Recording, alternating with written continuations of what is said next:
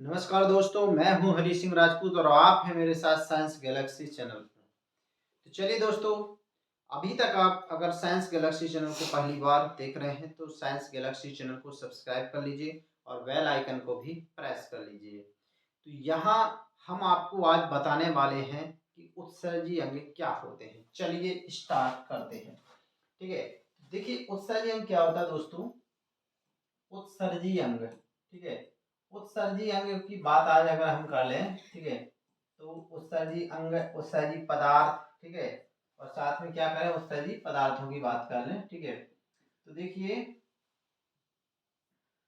उत्सर्जी पदार्थ, अब देखिए आप उत्सर्जी पदार्थ आखिर होते क्या है। तो उत्सर्जी पदार्थ देखिए दोस्तों क्या होते हैं कि जो हमारे शरीर से क्या होते हैं, जो अपच पदार्थ है जिनकी कोई जरूरत नहीं है उनको शरीर से बाहर करना क्या कहलाता है, आपका उत्सर्जन कहलाता है।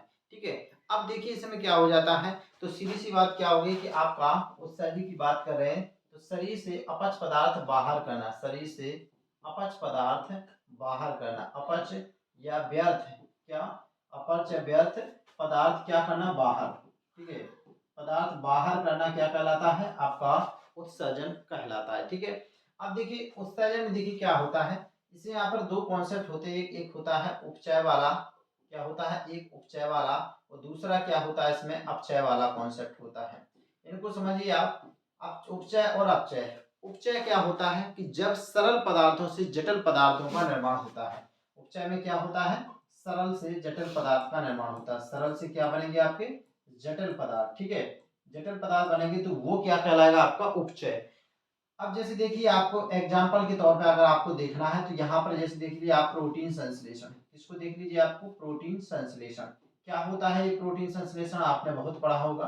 प्रोटीन संश्लेषण का मतलब होता है आपका अमीनो अम्ल से प्रोटीन का निर्माण, क्या हो जाना, अमीनो अम्ल से प्रोटीन का निर्माण। अब अमीनो अम्ल क्या है, अमीनो अम्ल क्या है, प्रोटीन की सबसे छोटी इकाई होती है, क्या होती है, अमीनो अम्ल प्रोटीन की छोटी इकाई होती है। इन सारे बहुत सारे छोटे छोटे अमीनो अम्ल मिलकर के एक बहुत बड़ा अमीनो मतलब अणु बना लेते हैं जिसको क्या बोला जाता है, प्रोटीन बोला जाता है। ठीक है, तो ये क्या हो जाएगा आपका उपचय। अब देख लिया अपचय क्या होता है। अपचय में देखिए क्या होता है दोस्तों, अपचय में क्या होता है कि इसमें मतलब जटिल अणु से सरल अणु बनते हैं। इसमें क्या होते हैं, जटिल अणु से आपके सरल अणु बनेंगे। इसमें क्या बनेंगे, जटिल अणु से सरल अणु। अब इसमें देखिए क्या है, यहाँ पर जैसे आपने देखा, जैसे आपका प्रोटीन है, यहाँ पर जैसे आपका क्या है, प्रोटीन है।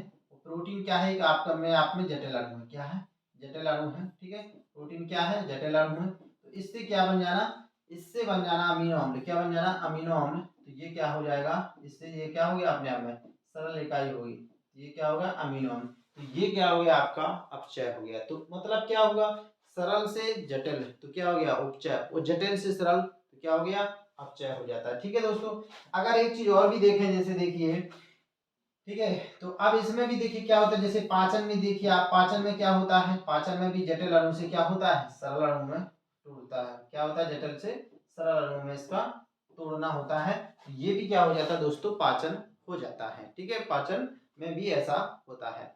अब देखिए इस आधार पर अगर हम देखें, उत्सर्जी पदार्थ के आधार पर अगर हम देखें, ठीक है, उत्सर्जी पदार्थ के आधार पर चलिए देखते हैं। तो देखिए उत्सर्जी पदार्थ के आधार पर चलिए देखते हैं, यहाँ पर देखिए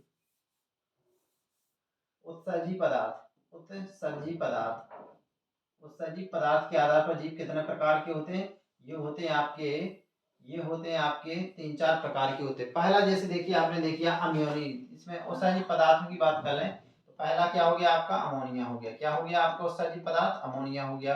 दूसरा क्या हो गया आपका, यूरिया हो गया, क्या हो गया, यूरिया हो गया। तीसरा क्या है आपका, यूरिक अम्ल हो गया, क्या हो गया, यूरिक अम्ल हो गया।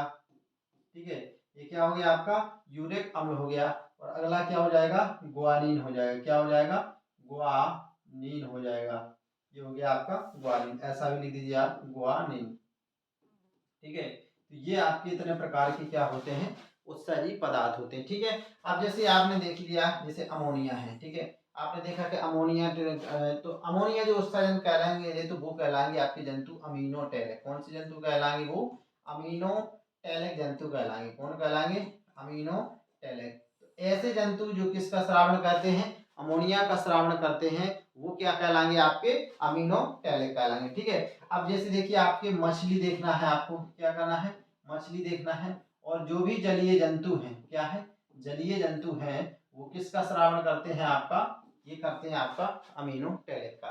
ठीक है, अब जैसे आपने देख लिया दूसरे नंबर का, ये आपने दूसरे नंबर का देखा, यहाँ पर जैसे आपने देखा, ठीक है, यहाँ पर आप देखिए दूसरा नंबर का, जैसे आपका क्या है, यूरियोटेलिक, दूसरे नंबर की क्या हो जाएगी, यूरियोटेलिक। तो ये क्या कहलाएंगे, जो यूरिया का उत्सर्जन करते हैं, किसका उत्सर्जन करेंगे, यूरियोटेलिक वाले यूरिया का उत्सर्जन करेंगे। और ये जो आपके होंगे, ये क्या होंगे, आपका स्तनी, सभी स्तनी इसमें आ जाते हैं, स्तनी आते हैं, और सभी पक्षी वर्ग आपके किस में आ जाते हैं दोस्तों, ये आ जाते हैं आपके इसमें यूरियोटेलिक में।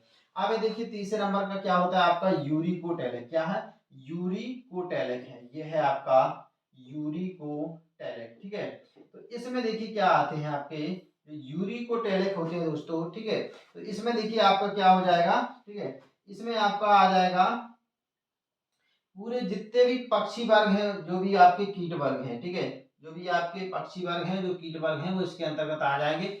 यहाँ पर आपको, यहाँ पर इसमें क्या आते हैं, केवल स्तनी आते हैं, और इसमें क्या आते हैं, पक्षी वर्ग आ जाएंगे इसमें, और क्या आ जाएंगे इसमें, कीट वर्ग आ जाएंगे, क्या आ जाएंगे, पक्षी वर्ग और कीट वर्ग किसमें आ जाएंगे, आपके इसमें आ जाएंगे। ठीक है, तो आपका जैसे अभी आपने अमीनोटेलिक देखा था, तो अमीनोटेलिक में क्या करते हैं, मछली और जलीय जंतु था। और यूरिकोटेलिक, यूरियोटेलिक कौन होता है, केवल स्तनी, इसमें आप ज्यादातर देखें क्या होता है, स्तनी होता है। और यूरिकोटेलिक में क्या आते हैं, आपके पक्षी वर्ग आते हैं और कीट वर्ग आते हैं। ठीक है, अब होता है एक देखिए आपका ग्वानिन वाला, कौन सा होता है दोस्तों, ग्वानिन वाला।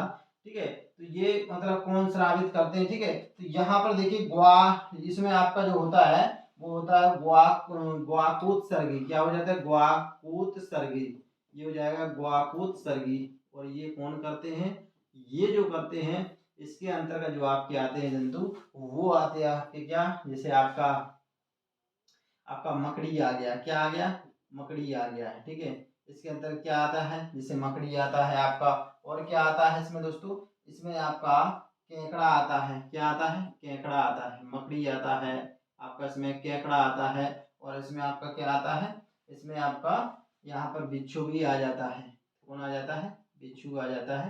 तो ये आपके किस में आ जाते हैं, ग्वाकोत्सर्गी, कौन आ जाते हैं, ग्वाकोत्सर्गी। तो आपके कितने प्रकार के जंतु हो गए दोस्तों, 4 प्रकार के। अमोनिया उत्सर्जन होता है, यूरिया उत्सर्जन होता है, यूरेकम होता है, ग्वानिन होता है। अमोनिया जो उत्सर्जित करते हैं वो अमीनोटेलिक कहलाते हैं। इसका एग्जाम्पल आपका क्या है, मछली है, जलीय जंतु। दूसरा आपका क्या है, यूरिकोटेलिक है, दूसरा क्या है, यूरिकोटेलिक है। जो यूरिया का उत्सर्जन करते हैं वो क्या कहलाते हैं, आपका यूरिकोटेलिक। जो स्तनी वर्ग है वो क्या करता है, यूरिया का उत्सर्जन करता है। तीसरा जो है आपका, तीसरा जो आपका है वो है यूरिकोटेलिक, जो इसमें जो भी क्या कहते हैं, जो यूरिक अम्ल का, किसका, यूरिक अम्ल का, जो यूरिक अम्ल का उत्सर्जन करते हैं, ऊपर लिखा हुआ है, वो क्या कहलाते हैं आपको, यूरिकोटेलिक। इससे पक्षी वर्ग और कीट वर्ग इसके अंतर्गत आते हैं। ठीक है दोस्तों, अब देखिए, तो अगला है ग्वाकोत्सर्ग, जो ग्वाकोत्सर्गी है, तो इसमें क्या होता है, ग्वानिन का उत्सर्जन होता है, किसका होता है, ग्वानिन का। तो आपका जो बिच्छू है, मकड़ी है, केकड़ा है, ये सब इसका क्या करते हैं, उत्सर्जन करते हैं। तो चलिए दोस्तों, आपने यहाँ तक आपने देख लिया है कि आपने किस तरह से जंतु होते हैं। और अब आप नेक्स्ट वीडियो में देखेंगे आगे का नेक्स्ट पार्ट, कि हमारे शरीर में कौन कौन से उत्सर्जी अंग होते हैं। तो चलिए देखते रहिए साइंस गैलेक्सी चैनल। धन्यवाद।